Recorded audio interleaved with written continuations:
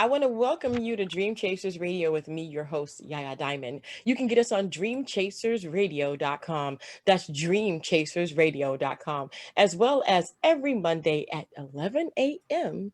on WCCF 100.9 FM iHeartRadio. We'll be right back. Don't you go anywhere.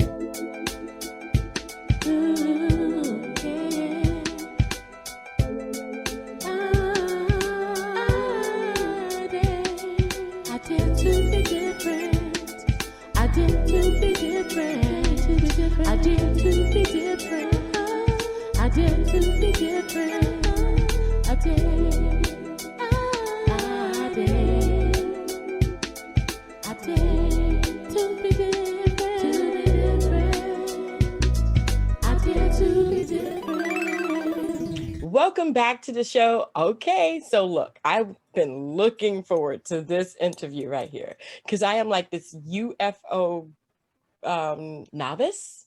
I'm definitely not somebody that knows a lot about it, but I've seen them. Have you seen UFOs? I don't know. Let me see. I know some people have. Anyway, so, but whatever the case may be, I've always wanted to talk to someone who has written a book about it, who studied about it, who knows more than just me, which is a lot, which is mostly all of it. And I want to welcome my next guest to the show. Please tell everybody who you are and what you do, please. Okay. First off, I'd like to introduce myself. My name is Bob Sablatura, and I used to be a science teacher for over 25 years. I've got numerous degrees at university. I've got about 6 majors from university. I'm currently doing my PhD part-time at the University of Newcastle.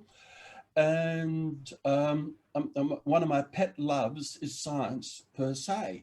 And why I went into the area and to investigate about UFOs is because when I was pretty young, about the age of about 11, a supposed UFO crashed in the local area that I was living in.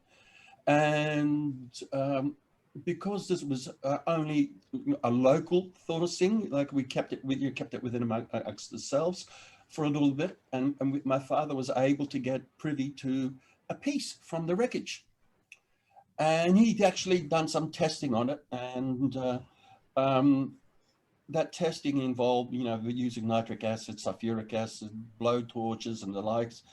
And it was an unusual substance because it didn't react to anything. You could put a tremendous amount of weight on it and it wouldn't damage it. So it was actually very, very mind-provoking. Now, but to add, what is it, salt to a wound, if you like to add, put it that way. Mm-hmm. When I was 5 years old, I wasn't the average kid by any means, and I used to watch science programs quite in a really big way, obsessively at the type thing. And one of my favorite characters was an American called Professor Summer Miller. And his later shows, Why Is It So? Now, he just was, to me, he was absolutely amazing. I thought he was the bee's knees. And when anything that came to science, I always would think about him. I used to think that way, but not now, because I progressed and evolved from that. But this sort of thinking, to think logically, was very, very, very important about things. So to find out why is the situation, what is, how, and the why was very, very important. And when I saw this stuff from the UFO, I thought, well, that Eric von Däniken came into the scene. He was a character that was very flamboyant, and he made very big issues about things that were happening everywhere. And he was making some very large claims and exaggerated comments about what he previewed as being actually happening. Mm-hmm. And I looked at him and I said, this is not good enough. I can't agree with anything he's saying. So mm-hmm. I then went to the American society called Blue Book, and in other words, publication of information that was related to UFOs, how to disprove them. In other words, they went out there, this is a government organization, and they systematically went from UFO site to UFO site to UFO site. Okay, this is a problem. These are all wrong. So therefore, you didn't really see a UFO. I said, wonderful. Somebody is using objective logic with it, even though a lot of what they were doing was still wrong. But it came to a very crucial point. They used to be able to research 1,500 cases a year. And from 1,500 cases a year, they only got 150 they couldn't explain. Now, if you get 150 cases that you can't explain, then it must be something.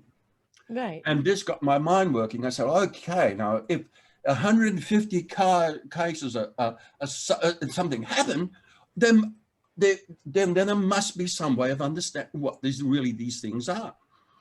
And I looked at it. Now, this drove me to go finish my high school, and I went to university, and I got my first qualifications in environmental biology. I got qualified in that area because I wanted to, I needed, a foothold. If these alien life forms exist in other places in the universe, what would they look like? And from studying biology, I found that when you got two environments which are exactly the same, organisms will develop and evolve to look the same. In other words, a good example in Australia, we've got something called a monitoring, it's something called an echidna. Now, an echidna is basically like a hedgehog or porcupine. They look very similar, but they're completely and utterly different. The Australian animal lays eggs and breastfeeds, whereas a porcupine, on the other hand, it's a marsupial. It gives birth to live young, and it breastfeeds. Both of them, both are mammals, but one's an egg laying and the other one is not. So Wow. how diametrically opposite can you get? Yet when you take photos of them, they look very similar. Wow. If you want to quickly have a quick discussion about sharks and dolphins, both have developed fins. Both have developed a dorsal fin and flippers. They've also got tails, but the tail is a similar shape, but rotated at different ways. The shark is vertical, the dolphin is horizontal. Therefore, given similar environments, organisms will evolve anywhere when the environments are exactly the same. So in other words, and now this threw a grenade in step one of my research. But this doesn't explain to me how UFOs actually work and operate. Now, to me, I guess I went when I was in year 12. I had a lot of theories when I went. I had already developed, because by year 9 I was capable of doing university physics, and so to me, advancing that theories and logical thinking. When I got to uni, I was beyond first year uni to begin with. So when I got to year 12, I went to a special meeting at the university and I had all these ideas, and the people just looked at me and just said, well.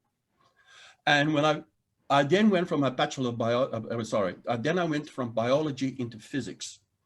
And I got triple majors in physics. I got physics, physical mathematics, electronics. I also got computing as majors.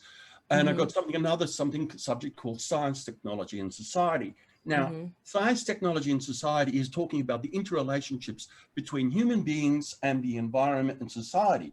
So in other words, when you're talking about foreign organisms living on other planets, what sort of societies and structures they would develop? And so this, all of this adds further to how I developed what I wrote in the book. Now, you can see that the more I talk, you find that I've done quite a lot of study. Now, this is not the end of my story, because I went into teaching for 25 years, and therefore I got another qualification in respect to teaching. So, and all of this, it forced me to sit down and think about the theories and think about the physics again and again and again.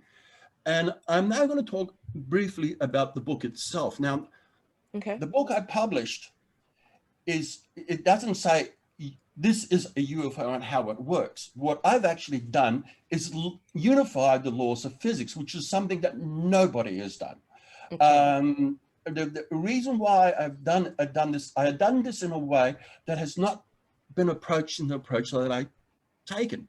I went to one of the top professors at the University of Griffith University in Queensland.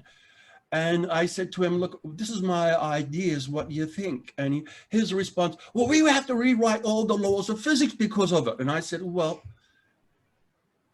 I didn't want to upset him. I said, look, I would like to go this and chase this way. He just walked off on me. He said, no, that we have to rewrite everything. And he said, he didn't say I was wrong. He just simply said, we have to redo everything. And he didn't want to change the way he was doing things. Oh, wow. So what my book is basically trying to do is, first thing it does is approach relativity. Now, relativity says that nothing can go faster than the speed of light. Okay. Well, relativity is not strictly Einsteinian. It's actually also, I'll just get his name up again. I can't remember his name at the moment. Oops, sorry. Okay. I think it's, I'm sorry about this. I'm just popping from different screen to different screen. No, it's okay. Where is it? Where is this bloke? Of the gentleman is, Henrik Lorentz. Now, Einstein's theory of relativity didn't come into existence because he co-worked with Henrik Lorentz, even though everyone accredits Einstein as being the creator of relativity. He actually didn't. He actually did it in in cooperation with Henrik Lorentz. Henrik derived all the equations to begin with. And they were letter buddies. They used to send each other correspondence and used to talk to each other on a regular basis. So Einstein's work is actually a derivation of Lorentz's theories. But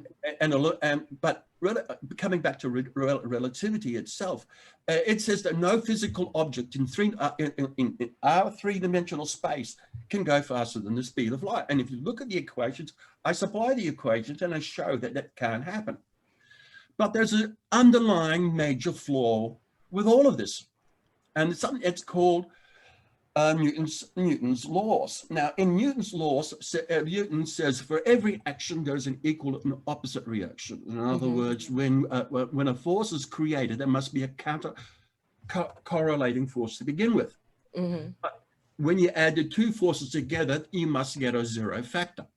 Okay. It's simply, you can't just do something over here. Like it's like getting on a skateboard, holding a weight and throwing it. When you, and you must have seen photos, what happens when people throw something from a skateboard or on a trolley. What happens as soon as they throw the heavy object, they go in the other direction. One of the things I used to do is when I was a science teacher, I used to get, I don't mean to be mean, but I used to get the largest, heaviest individual to stand on one skateboard, and I got the smallest student in the physics class, which is usually, in year 11 when I usually did this, the year 11 students I'm talking about, and I used to get him to stand on the other skateboard. Now, what the little student had to do is push the big heavy student away. Now, guess what happens? Yeah, they would go away too. Yeah, they go apart, but the big person went very, very, very slowly, whereas the little person went boing. It went up in the other direction, but they both moved. They both moved, and if they were both the same size, and one person pushed both of them, and they were the same size, they moved apart equally at the same speed. Therefore, when you create a force, there must be always a corresponding equal opposite force to the one that you created. Right. Now, how does this all tie in with UFOs and everything else? Well, the way I approach to unification is actually approaching what is dimensions. Now, a dimension, if you actually look at a dimension, it is the definition of a dimension is a line that you draw, a thin line, and that's it. Now, if you try to imagine one thin line that runs for infinity, you can't add anything else to it. No. That means once you create that line, you created an action to create that line. So, but you can't have a width, a depth, or anything else to it. It just has to be a line. Well, what you are defining is a force, and this is what when I started talking about this to the professor, he just he acknowledged that what I'm saying was most likely true, but he didn't want to touch it. And then I actually said, well, if the first dimension of it is a force, what is the second dimension? Well, if the first dimension is a force, the second must be a force also. Therefore, you got width. In other words, you got yourself a TV image. When you look at the screen, you see a two-dimensional image in front of you. It has a depth in the thickness of the atoms that exists, but in all reality, because of the floating nature of the image, you can actually say it's a two-dimensional object. Now we now got the first two dimensions. Now we look at the third dimension. Now the third dimension is actually at right angles to the first. So that's one of the definitions for a dimension. It has to be always a force acting at right angles to the other previous dimensions. Well, if that is the case, then we now have solid objects. That gives us the cup, it gives us a TV set, it gives us who we are, it gives us as individuals. Then it comes to the next one. Well, if you're working at right angles to the previous ones there is, you've got the first three dimensions. How do you then represent it? Because our brains, our bodies, we're all three-dimensional. We think in three dimensions. So how do you represent a four-dimensional item in a three-dimensional mindset? The answer to that is you bring the first three dimensions down to a point, and then you then generate right from that point to make a silhouette dot on a page, and you draw a line again, and then you draw another line again, and then you draw another line again. And when you do that, you then get gravity, then you get electrostatic fields, then you get magnetic fields, and believe it or not, that forms your next bubble, if you like to think.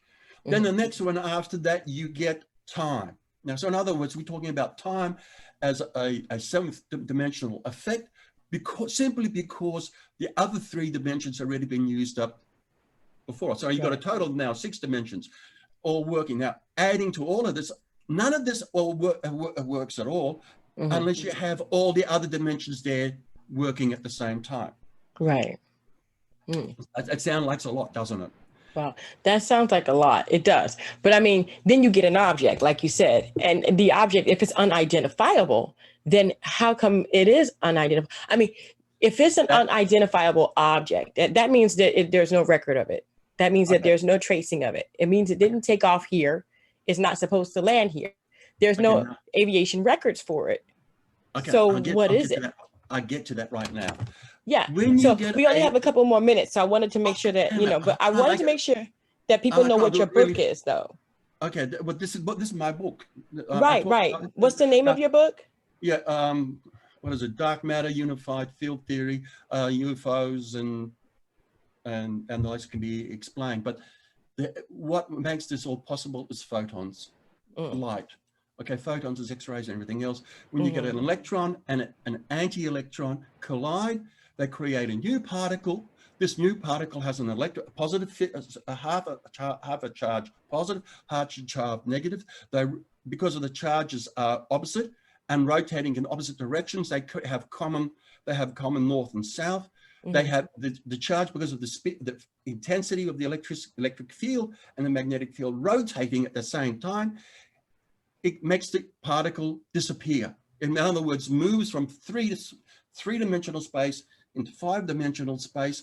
And in other words, if you increase the electric fields on the surface of the object and be very careful about the magnetic fields, you can, and this is all related to frequency, because the higher the frequency, the lower the voltage you need to do it.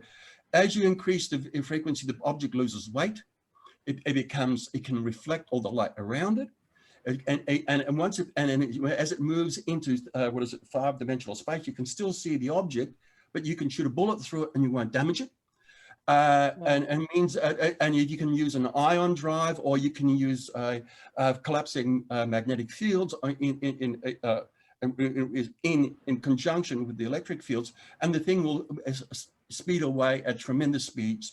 And if you increase the intensity of the electric fields again, and be careful with the frequency, the ship will just vanish. It disappear.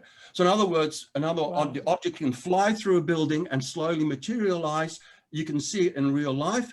And then when they wish to take it, because they're taking the field effects down to a lower level, they still have zero mass. They'll just sit there in the atmosphere because it has no effect on them because they have zero mass. And any action that it shoots off, it can shoot off at this. It can disappear at the speed of light or any speed that they wish to choose at. Well, That's so my that book. just means that, okay, so right now there could be an alien ship in the sky and nobody can see it. That's correct. Oh, Yeah, that is correct. that's scary. Yeah. That's scary. Well, you see, I don't see it as scary at all I do. because they're more advanced than us, because their society had to evolve to a state where they can do the things they're doing. Wow. Not all of them will be violent. Most of them will be peaceful because they're coming here and studying us. Right. And taking our cows and people. Yeah, and there's also, because of the magnetic field effect, you can have time travelers. In other words, you can have people from the future. If you increase the strength of the magnetic field and then spin it around the vehicle that you've got, that's crazy. You can then shift it in time. But this is what I'm trying to get through my book. This is first edition. And I've been talking about it now for a little while. But you can see, if you read the first book, you can see where I'm going with it all. You really need to talk to me in person to be able to get the full depth of what I'm talking about.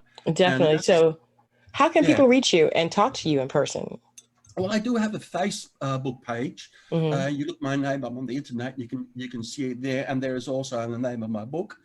And I think possibly that is the best way to try and contact me. Go through the Facebook page and approach me, and I'll endeavor to answer anyone's questions to the best of my ability.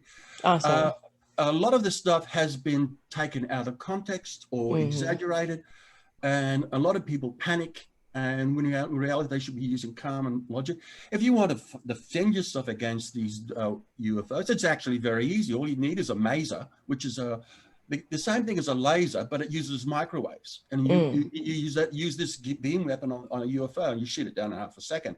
But do you want to declare on a civilization that is most likely far more advanced than we ever are, and then coming and start a war with them, because they'll have weapons that we will not have heard of, and wipe it out. So you'd be the dumbest thing in the world to actually shoot one of them down.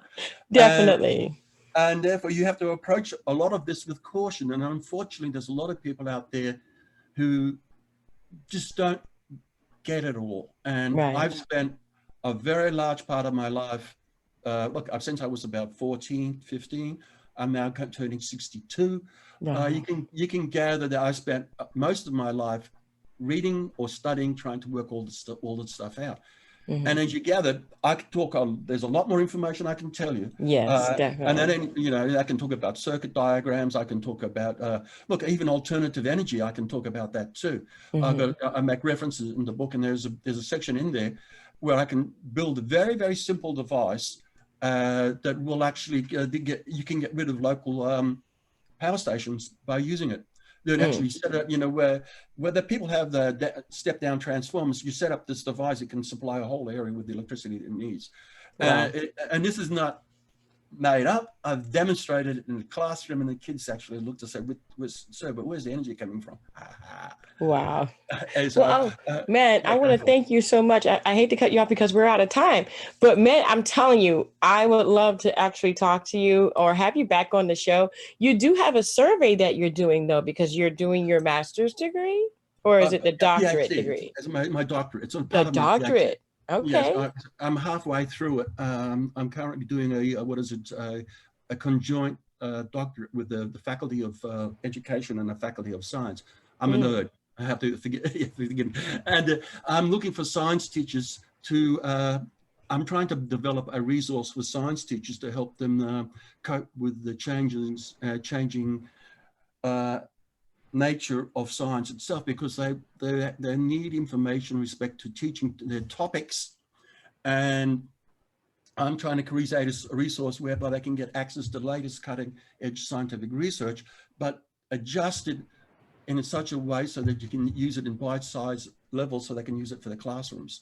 Awesome. And I know that the National Science Teachers Association in the US have started something, Mm-hmm. but it doesn't address every state, and it doesn't address the specific syllabus.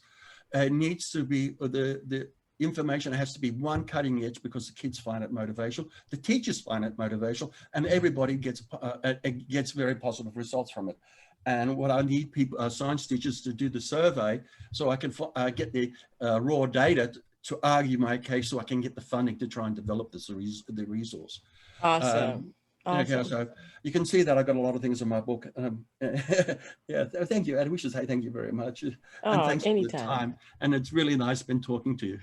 The pleasure is mine. The pleasure is mine. And we're going to have that link and also a link to the book right in the description box below this interview. So if you're listening to us, just go ahead and go down to the description box and click on that link if it's highlighted. If it's not highlighted, copy and paste that into your browser and click enter. We're going to have all of the information there along, like I said, with the book and a little bit more. So go ahead and read through that bio. And we might even put up a couple of other things and put links to that as well. So I want to thank you so much, Mr. I'm Just gonna call me do my Bob. best.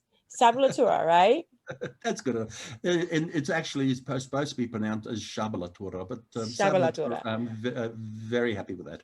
All Okay. right. Mr. Shabalatura, thank you so much for being on the show. I appreciate it. You're so knowledgeable. And I want to thank you so much for sharing your talent, your book, your knowledge with us, because it's important that we understand that, yeah, we could be like standing under a UFO like right now.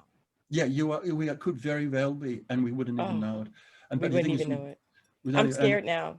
no, the thing is, the government is actually doing things without you knowing about it, and they've Oh, I tested know things, that.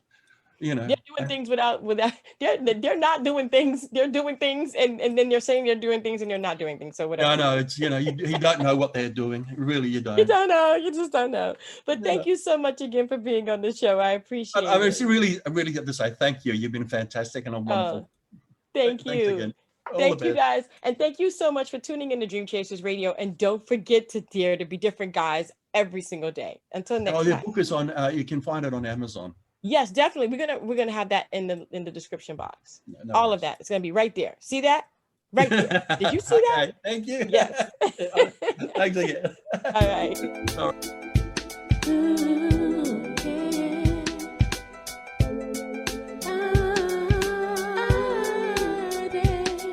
I dare to be different. I dare to be different. I dare to be different. I dare to be different. I dare. I dare. I dare to be different. I dare to be different.